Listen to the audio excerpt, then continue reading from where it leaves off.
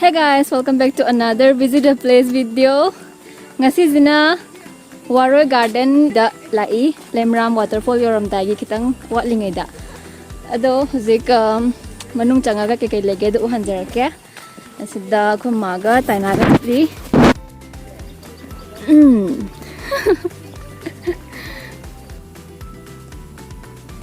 Huzik manung changba hore.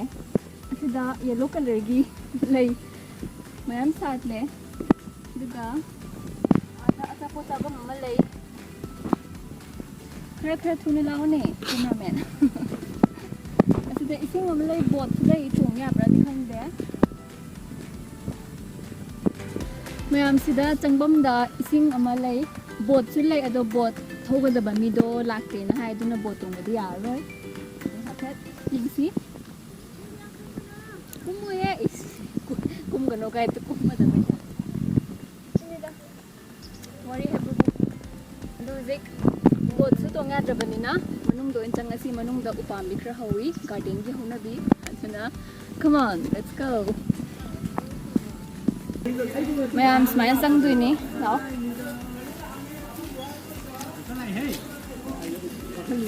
sonda changa mangi nande bi sanabam le do nong chubagi khra to male foto ka phajani hai phajani an mama chine maga ko red namu namu manung sum changjala ga smaina u mayam howe ising makholam tai jkein tai na ising makholam tai simandi phajare he si pareng je to wow sa foto ka bya ni ta na phajaiye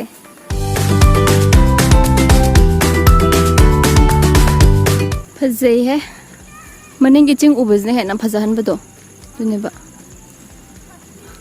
manung chang ga di sawram mi da ma changani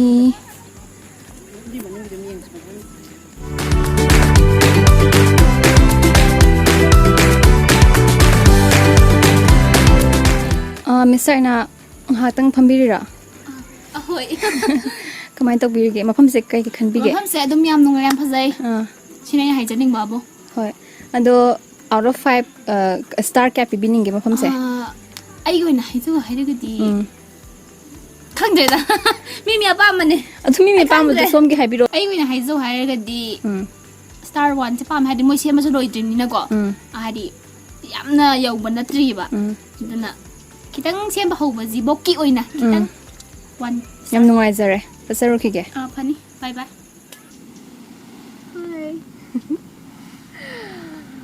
seeing view sina adi phajare khama sida haira dedi sina ga nam na jala la tragedi la pe agani Won't you take me home? Give me with you right. We can run away. nang atang hamonga photo mani ka pe ani sida photo macha ama ani nambi gadra somna phani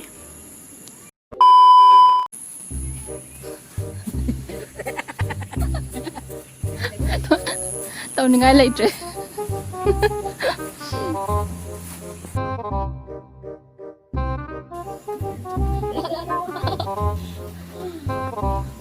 Stop it. Get some help. ai sai tomorrow ge ko nai chalo ko good night night We can run away and leave this world behind. Please just take me home to a castle in the sky. Castle in the sky.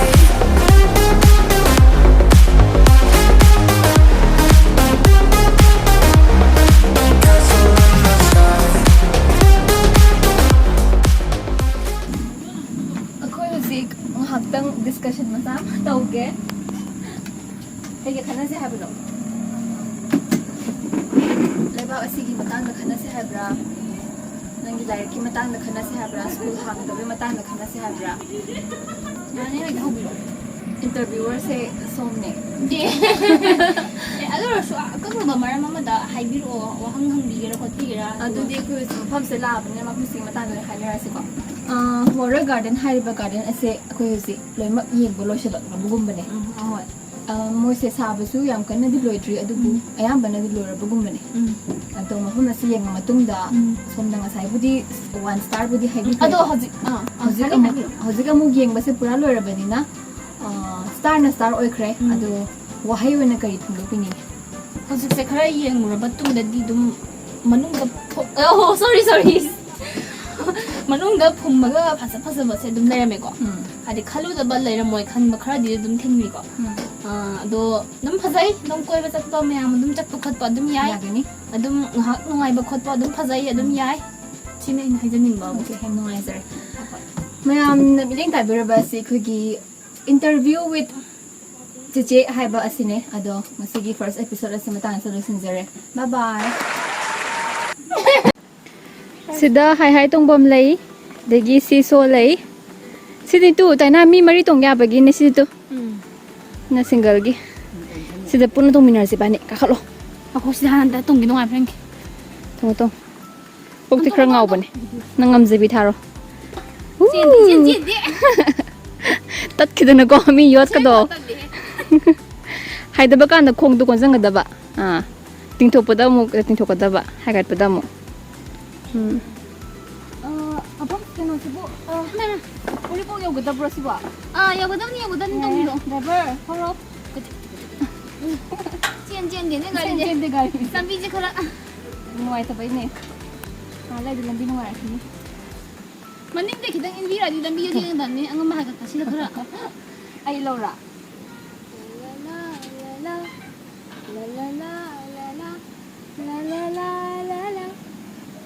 hai kai do bi ra bano ai ro Manipur dai ne somdi ai zu imphal dei ne do hom se ka do bi ra mino e mafam si dai se ko dak sabale ai su ya mana rai de adi ngasi dei ban tin re ko ya ye ming mo tayo ke adum ko ning ba ma ko bi ai ai sak se ur matum da dum lambi thing na ko na si ko ya ya ko na se mas ko di me sa ko di ra ngal ko mo na ko da ai si mas do upa ka ni ayu si black sa do mo kani adum khang na si si usita ban ni si de ngonda moi nang dum pai kita ni Spontane? nang adai ta ba hai ta ba kai ta ba ngam re ngo ngam na ko no pai sai na không có lỗ Tâm to. nuai Ay, tapang ni. Ano yung kayo? Takot na ro. Chị anh thằng này đi bên nhìn năng gì vậy? Nó sao làm giàu nó thì anh ấy thằng này đi bên này mà. Anh em liếc phong phong cứ, không có liếc phong. nó kêu nuai trả Cái đó thì anh chừng liếc cả. Nên là phải phong cả. sida web amalay nang kangam go dra tap to ko kar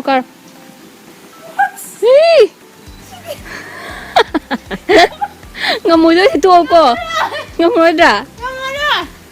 khara hai bam da ka le si di Hindi ka ba sunay like din. Sunod liang eh. taw law Kaning ba? kaning bu do ngamoy ba Ngayon na. ai zu ngamoy Ay, kaya gabi na. ai mo try ta ko Ya dan ni. di amo ka jing Aduh dah singa ada bina ba. ngamoy si di si khara hai bam da ka le upal le te la mayam akhoi de maning oina hanjare ke gino habada maning gi background zu haning ba duga khara le aduga mom zu mama da ba aduna khoi ji maning hala go oina uchare ado video ase sa garden je dum phajaye mayam lakpi dru basing lakpi ba yani aduga hojik nong ju khra mangjale ba ko aduna hojik hanna ba tawrage video se loi fawbing bibigidama thank you very much video se nungai bergadi like to biramo aduga ai gi channel bu subscribe to bidribasing kari to bidribage subscribe to biramo Adune, yam hini guys. video se bibidama thank you very much mathangi video Bye bye. bye bye take care loi mata ki tore Watch it take me